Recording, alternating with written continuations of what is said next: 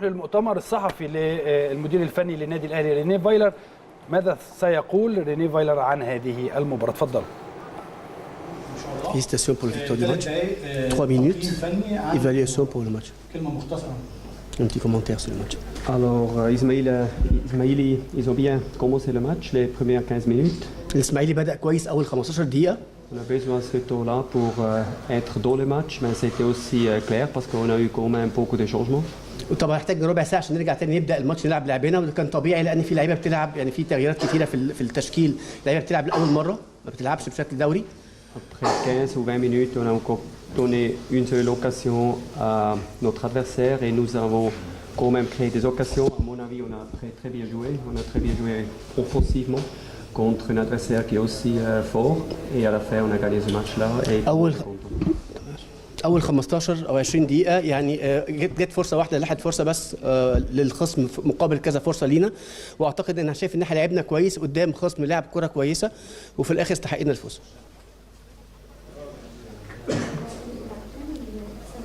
ثلاث اسئله يا جماعه كده، ثلاث اسئله. 3 كيستيون. اتفضل.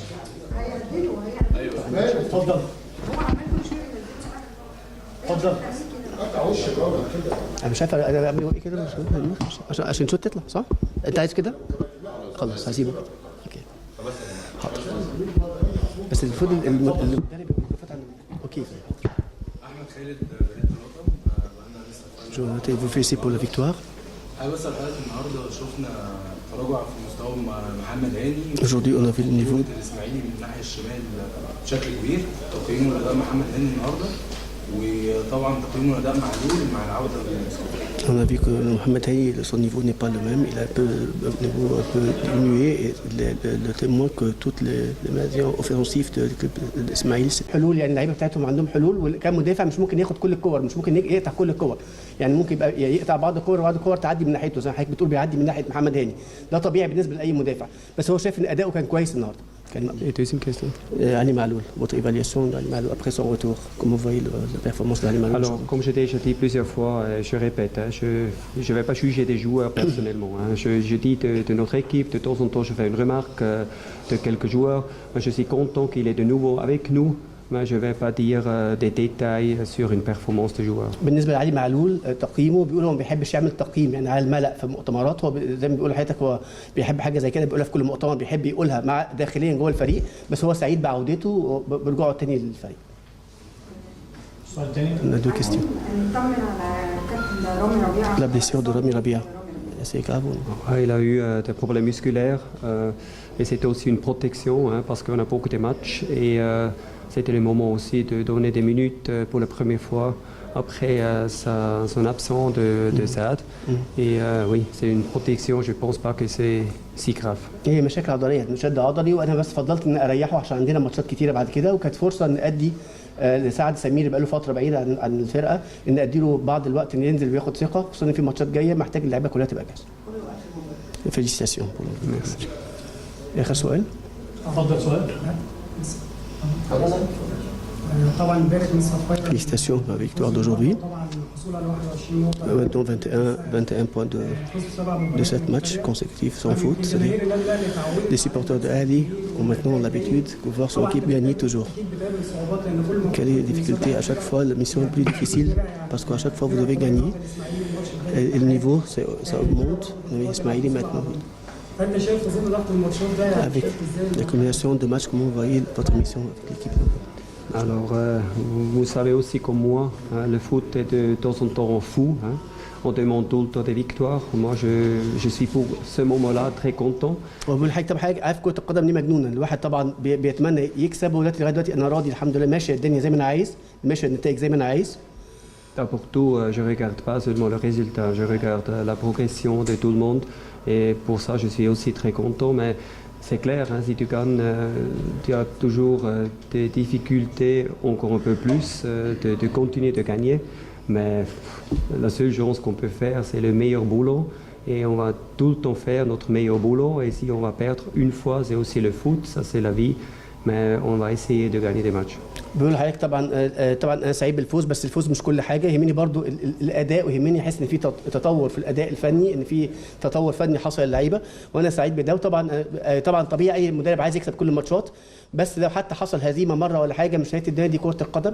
بس احنا نحاول نبذل قصارى جهدنا، ندي افضل نتائج في الماتشات الجايه، عشان كل مره بنكسب المهمه بتبقى اصعب، لان بيبقى عليها ضغوط اكتر. كابتن مرشد اتفضل يا اخو اتفضل. الف مبروك كابتن. Félicitations pour le match. Journaliste, félicitations pour la victoire d'aujourd'hui. 21 points de ce match. صبر المدير الفني على اداء مروان محسن. Vous étiez très passionnant avec Marwan Mohsen, il devait sortir.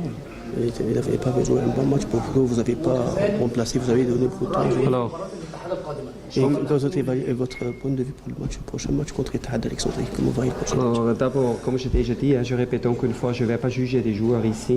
زي ما قلت انا مش هقيم اللعيبه بتاعتي يعني على الملأ في المؤتمر. Ça, c'est un sport avec plusieurs joueurs ensemble et on a toujours des joueurs qui jouent un peu mieux que des autres, mais je ne vais pas juger des joueurs. دي رياضه، في لعيبه طبعا بتلعب احسن يعني كل لعيبه بتلعب مع بعض، وفي لعيبه بتبقى اداء احسن من غيرها، بس ده مش معناه ان انا هقيم او هنتقد لعيبه على الملأ. Nous gagnons ou nous perdons comme équipe. احنا بنكسب او بنخسر كفريق كامل كلنا مع بعض، مش افراد. Et on a besoin de tout le monde. ومحتاجين لعيبه كلها تكون موجوده معانا بمجهود.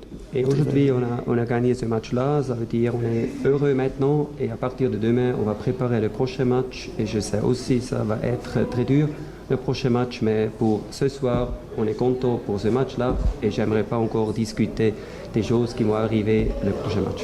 بقول لحضرتك النهارده احنا كسبانين ففرحانين فبنحتفل بالفوز، نخلي الماتش يبتدي نحسب له من بكره ماتش الاتحاد، فانا النهارده بس هعيش فرحتي انا مع لعيبتي وهبقى سعيد، وبكره هبتدي افكر في ماتش الاتحاد يعني شكله ايه بالنسبه لي وازاي هعدله فرقتي.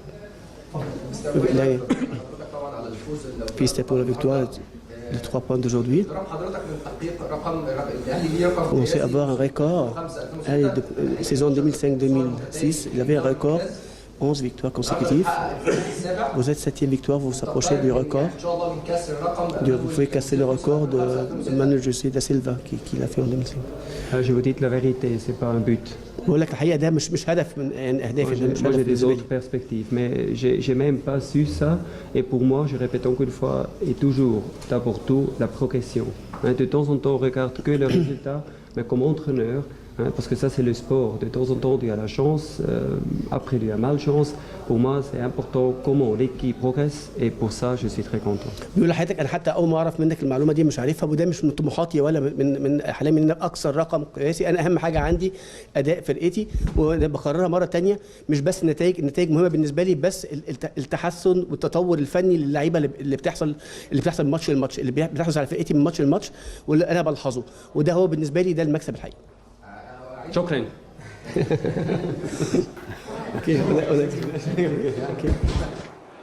طيب ده كان كلام المدير الفني ريني فايلر عن مباراة اليوم.